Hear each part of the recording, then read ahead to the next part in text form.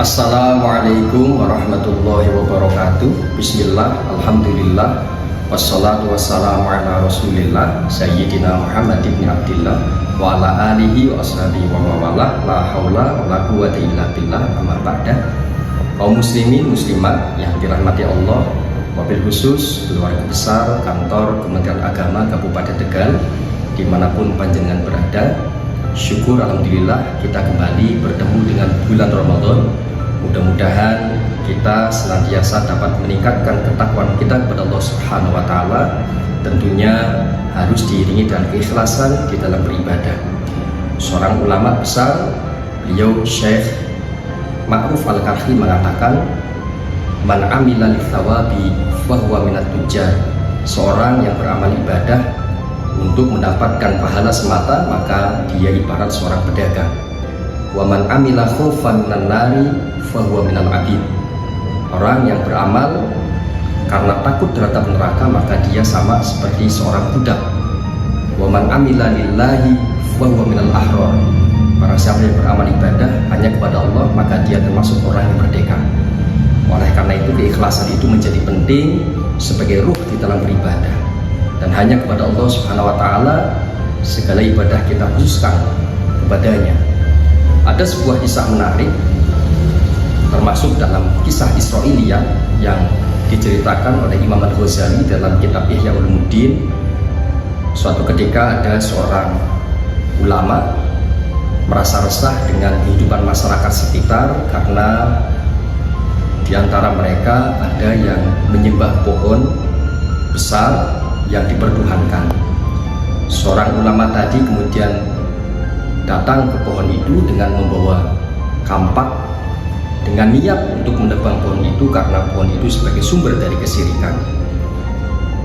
Ketika beliau ketemu dengan pohon itu, ternyata ada seorang penunggu, seorang tua yang tiada lain, dia adalah seorang iblis yang menyamar sebagai penjaga pohon itu. Dia mengatakan, wahai Pak Kiai, tak usahlah panjenengan menebang pohon ini, biarkan saja, apa urusannya? Dengan marah, ulama tadi memukul iblis dan iblis terpental dan pingsan. Setelah iblis pingsan, kemudian ulama tersebut akan melanjutkan untuk menebang pohon itu. Tetapi iblis menawarkan win-win solution kepada ulama tadi. Pak Kiai, panjenengan tidak usah repot-repot menebang pohon ini, biar nanti orang lain sajalah. Panjenengan bukan nabi, panjenengan bukan rasul, panjenengan juga saya tahu hidupnya masih banyak kebutuhan yang belum terpenuhi. Biar nanti setiap hari aku kirimi 2 dinar, tetapi tolong jangan tebang pohon ini. Mendengar tawaran dari iblis itu, ulama tadi tergoda dan kemudian dia mengatakan, baiklah, aku setuju. Lanjut, ulama pulang ke rumah. Malam harinya dia dapati kiriman uang 2 dinar sebagaimana perjanjian iblis tadi. Keesokan harinya, hari yang kedua, ditemukan pula uang 2 dinar di hadapan rumahnya. Tetapi di hari yang ketiga tak ada uang 2 dinar pun di hadapan rumah sebagaimana yang dia janjikan kepada ulama tadi. Dengan keadaan marah, ulama tersebut kemudian berangkat membawa kampak untuk menebang pohon yang lusa kemarin dia berniat untuk menebang pohon itu. Setelah sampai ke pohon itu, ketemu dengan iblis, dia pukul iblis. Tetapi iblisnya tidak apa-apa. Malah iblis memukul ulama tadi dan ulama tadi tersungkur dan pingsan. Setelah siuman, ulama tersebut kemudian bertanya-tanya pada iblis tersebut, wahai iblis, lusa kemarin saya menang, tapi hari ini kenapa saya kalah?